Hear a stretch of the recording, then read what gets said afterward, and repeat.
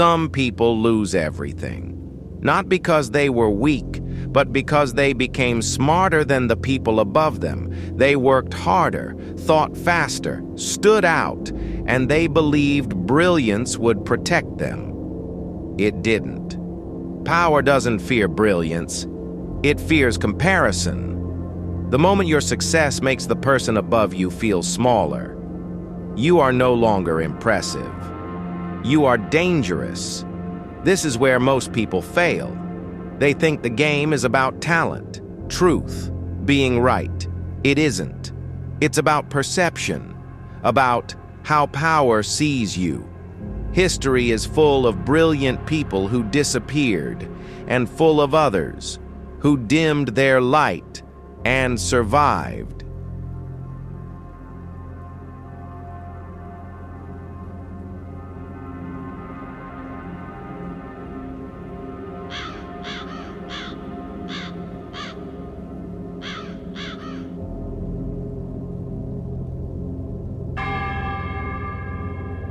Most people think power is about rules, about merit, about fairness, about performance. It isn't. Power is emotional. It remembers how you made it feel. You can be loyal, you can be talented, you can be right, and still be punished. Not for what you did, but for how you appeared while doing it. Those who rise too fast, those who shine too clearly, those who forget who is meant to be admired. They don't break laws. They don't betray anyone. They make one mistake. They make power feel smaller. Power waits. And then it acts.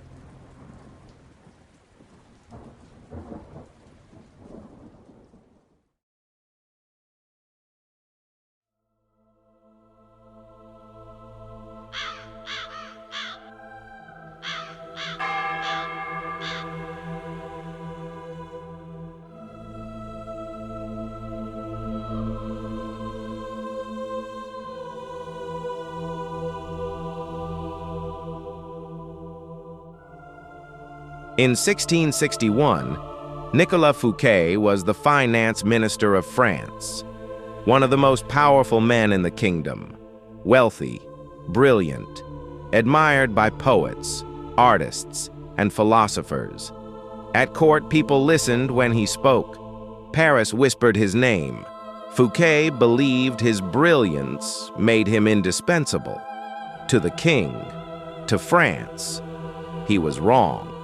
Because while the court applauded, the young king, Louis XIV, was watching.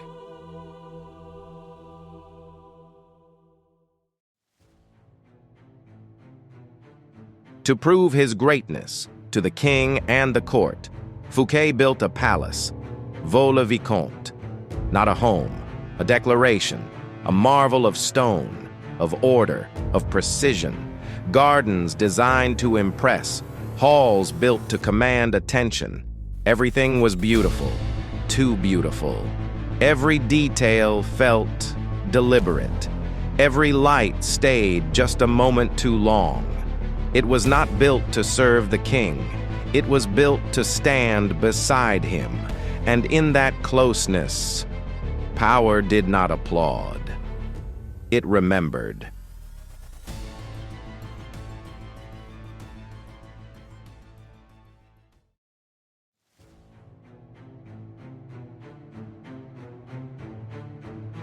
On the night of August 17, 1661, Vaux-le-Vicomte burned with fire and music. Torches lit the gardens, fountains danced. The court applauded in awe. But Louis XIV did not smile. He watched. What the crowd called splendor, the king felt as comparison. Every torch that burned was not a light in his honor. Every fountain that danced did not celebrate him. This night was not about the king. It was about Fouquet, a man who dared to shine too brightly, a man who stood too close to the sun. And in that silence, something shifted. The celebration continued, but the judgment had already begun.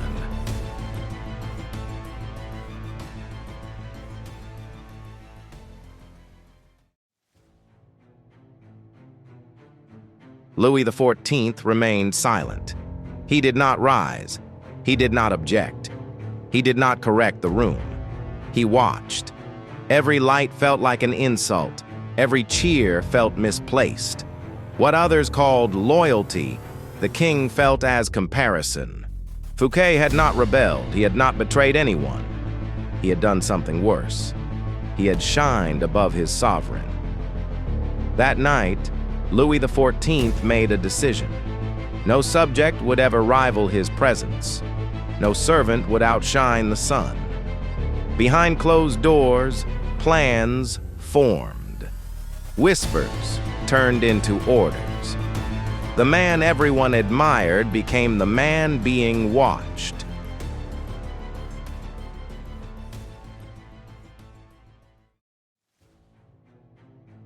To others, it was magnificence. To Louis XIV, it was betrayal. For how dare a servant outshine the master of France? Behind the velvet curtains of Versailles, the Sun King began to plot. Advisors whispered. Spies carried secrets like daggers. And the man who once seemed untouchable was now the target of a king's vengeance. On a summer morning, the trap snapped shut. Masked musketeers surrounded Fouquet, the same men once sworn to defend him. The festival torches were gone. In their place, iron chains. Dragged through the halls, his silks torn, his pride stripped bare, Fouquet faced a trial, not of truth but of envy cloaked as justice.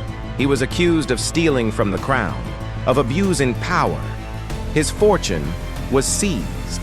His allies scattered like dust in the wind, and Fouquet was sent away to disappear behind stone walls for the rest of his life. His great chateau, Vaux-le-Vicomte, no longer a palace of dreams, but a monument to arrogance. And as the Sun King looked on, he knew his throne was safe. For no subject, no minister, no servant would ever dare to cast a shadow on the sun again.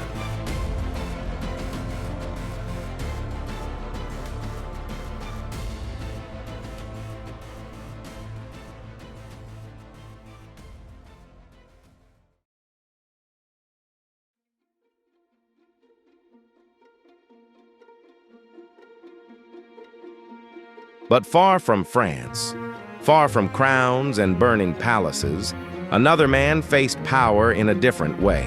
His name was Galileo Galilei, a scientist. Galileo was a man who studied the heavens, not through belief, but through observation. He built lenses, refined glass, turned the sky into evidence.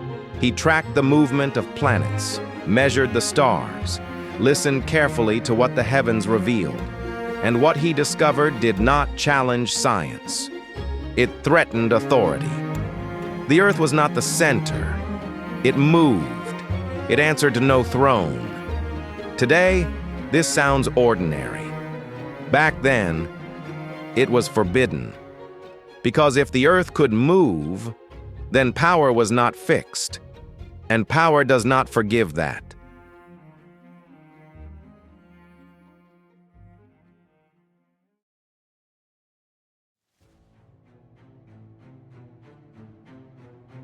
With danger. Galileo understood something most people never do. Power does not argue with ideas. It removes the people behind them. So he changed his position. He did not deny what he had seen. He did not erase the truth. He reframed it. He wrote carefully. He spoke indirectly.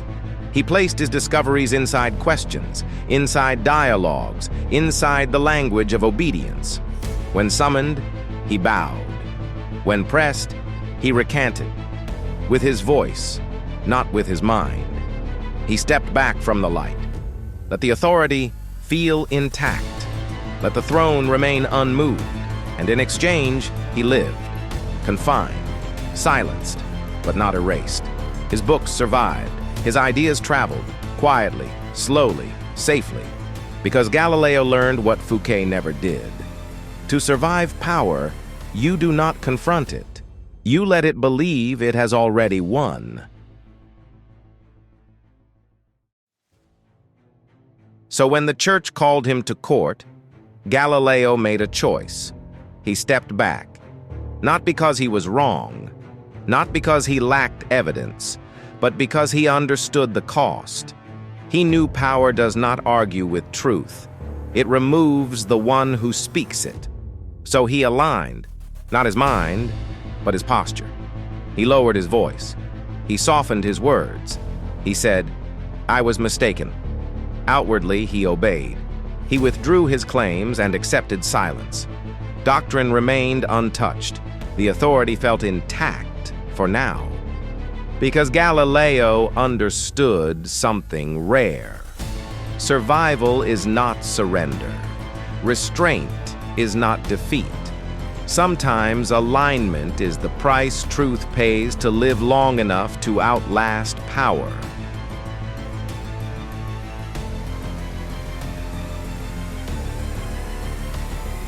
Inwardly, he survived.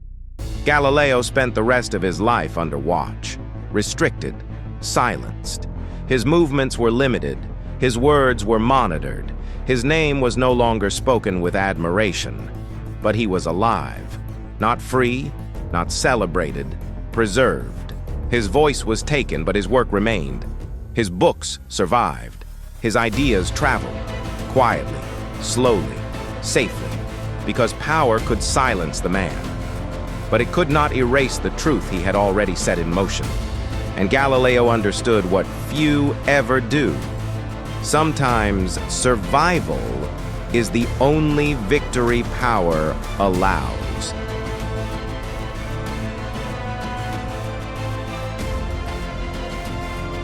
And because he stayed alive, his ideas stayed alive too. They waited quietly until the world was ready. Others who stood tall were erased. Galileo bent and survived.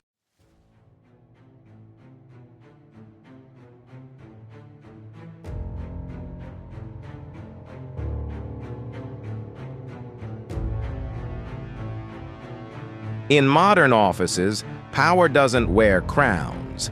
It wears titles. The mistake isn't incompetence. Incompetence is tolerated. The mistake is brilliance shown too early. The one who solves everything in front of the boss is not promoted first. They are noted. Meetings end. Smiles stay polite.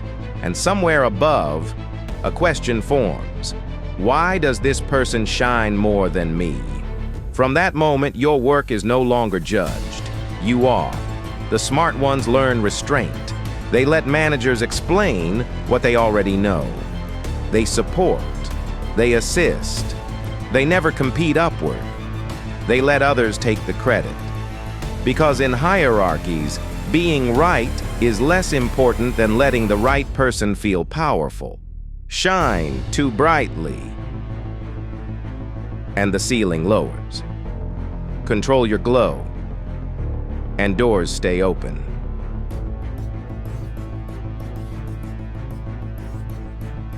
When you try to shine, power is watching, not to applaud, not to reward, to measure.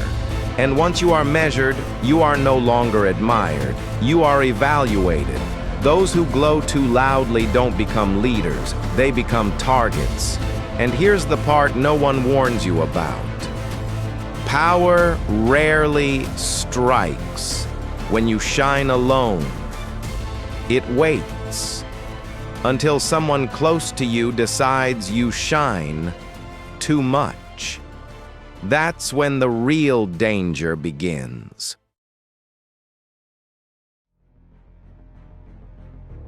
Decode the past. Command the future.